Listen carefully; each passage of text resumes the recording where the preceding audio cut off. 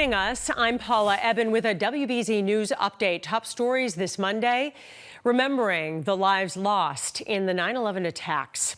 Here in Boston, the day is being marked with the reading of the names of all 206 people with ties to Massachusetts who were killed on that day. Todd R. Hill, Herbert Wilson Homer, Matthew Horning, John Nicholas Humber. This afternoon, a wreath will be laid at the 9/11 Memorial in the Public Garden in Boston.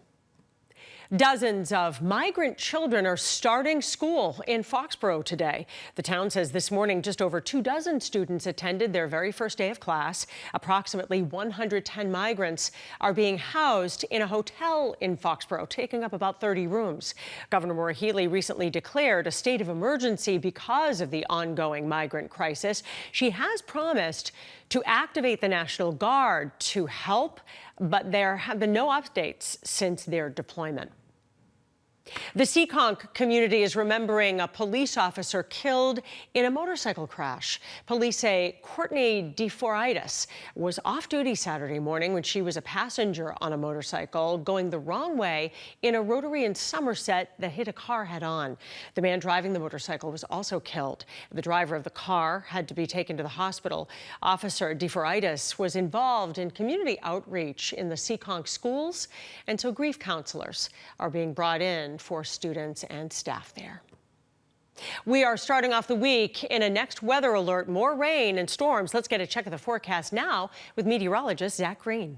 Plenty of rain and fog to go around with the morning commute. Now things have subsided just for the moment, though. We can't put our guard down, umbrella in hand as we go mid to late afternoon as we get yet another round of spotty showers. And this is actually going to pack a punch. Not exactly as intense as where we were for Saturday and Sunday, but any additional rain is just going to be exacerbating some of the conditions that we had from this past weekend. A little bit of fog development still felt for immediate coastal areas. Otherwise, general improvement as we go away from the water. Things have actually broken up just a little bit. Sneaking in a hint of sunshine early afternoon, fill it all back in once we go into the rest of the day.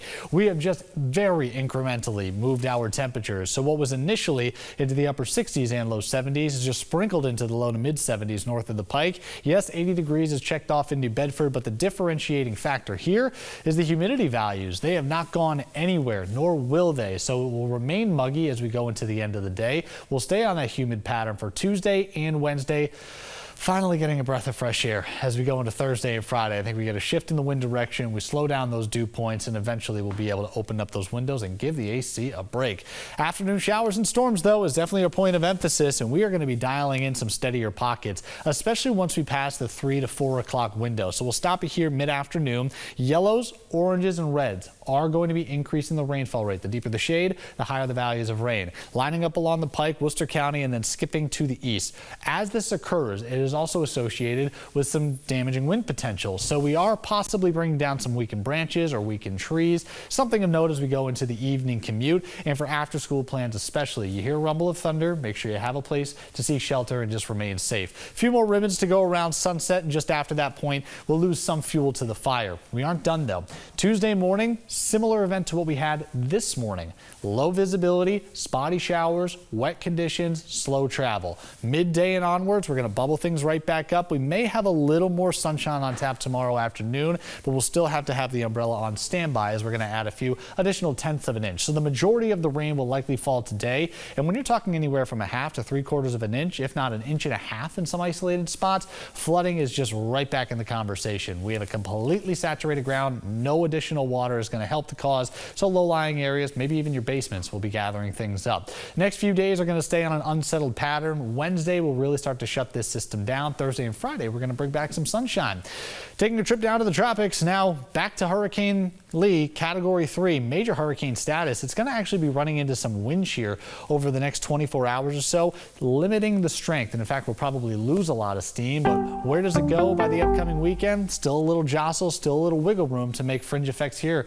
We have the possibility of higher waves, beach erosion, increased wind speeds for coastal Massachusetts, and you see Saturday, we've got some rain chances to go along with it. Hopefully Sunday, it's out of the way.